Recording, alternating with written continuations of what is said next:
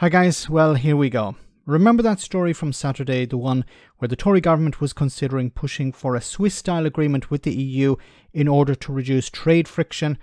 Well, I may have been right when I said it was probably a kite-flying exercise, as late on Sunday night a number of news outlets were reporting that Number 10 were rubbishing the idea.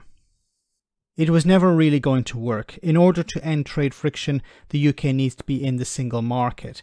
The only way to achieve that would be by being in the European Union or in the European Free Trade Association, and neither are currently possible. There is hostility towards the United Kingdom in the EFTA, and Britain doesn't actually meet the entry criteria for EU membership, or at least for now.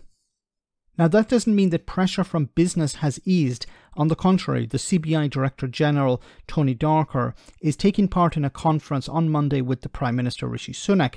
The business leader is expected to call on the PM to end the standoff with the EU over the Northern Ireland Protocol.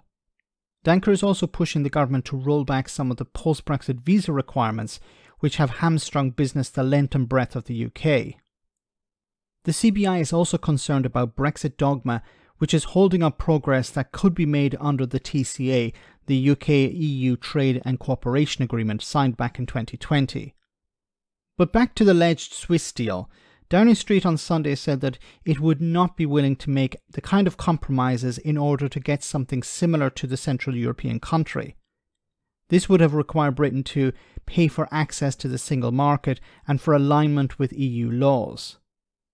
So while Brexiteers threw a hissy fit following the news, it just meant Rishi Sunak is back where he started, stuck with an economy in recession with little hope of getting out of it, businesses crying out for workers, along with less red tape on imports and exports. A big problem for the Tories is that they want to cherry-pick agreements. This approach was slapped down years ago when the post-Brexit negotiations were taking place. Brexiteers want to have pretty much the same benefits as membership, but none of the costs that go along with it.